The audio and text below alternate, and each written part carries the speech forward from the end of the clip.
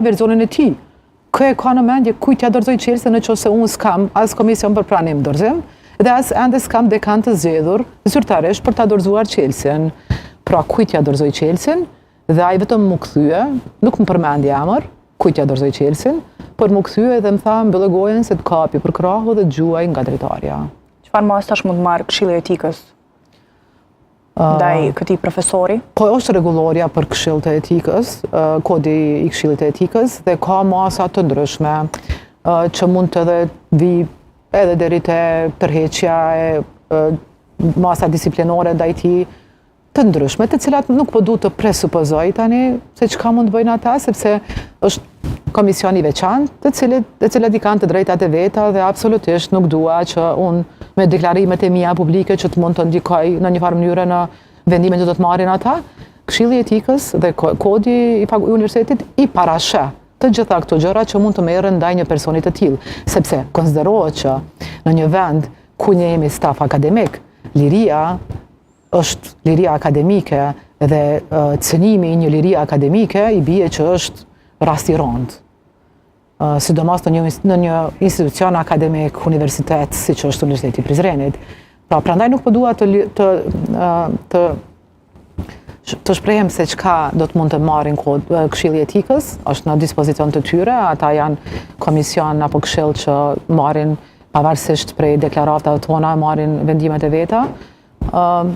Besoj që ata do të vendosin drejt, sepse i kanë të gjitha letrat, i kanë edhe letrat të cilat i ka marrë edhe nga mjeku në adet që jam trajtuar për shkak të shqetësimeve, kam pas stres akut për shkak të shqetësimeve që kam pasur. Pra, e kanë diagnozën e mjekut, të cilën e ka dhënë mjeku nga një spital shtetëror, dhe besoj që gjitha këto do të mjaftojnë që ata të marrin masat.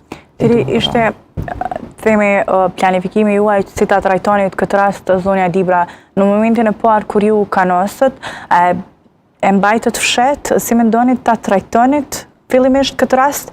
Ndoshta ta zgjidhnit me komunikim, apo ai së pari filloi të fliste publikisht dhe më pas ju po reagoni, pra duke ju përgjigjur akuzave që ai po bën ndaj jush? Në fillim unë kam dashur që vetëm rastin ta denoncoj në polici. Dhe organet e TTUS-së merren me këtë gjë, sepse kam pasur thirrje nga gazetarët edhe gjatë javës, të cilave të njëjtën përgjigje ua kam dhënë gjithëve.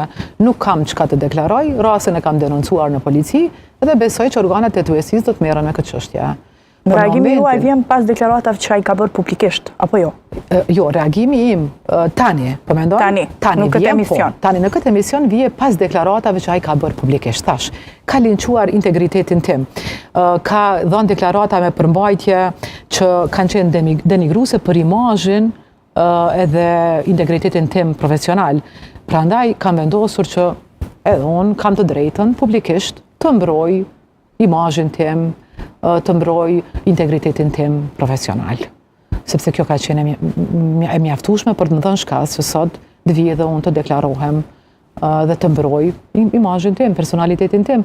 Kjo ka qenë vetmja gjë që më ka shtyrë që të dalë publikisht, sepse kam besuar plotësisht që kjo punë do të zgjidhet brenda organeve të TTUS-së, po ashtu Këshilli i Etikës se ka kërkesën të cilën e kam dorëzuar këto ditë, dhe ju kam besuar organeve të rendit dhe organeve të cilat do të mirën e këtë çështje. Megjithatë, kjo e imja është sot që përveç që tani t'i përgjigjem atij në deklaratat që i ka dhënë ai dhe avokati i tij, po ashtu dhe të kërkoj nga organet e rendit edhe të gjitha institucionet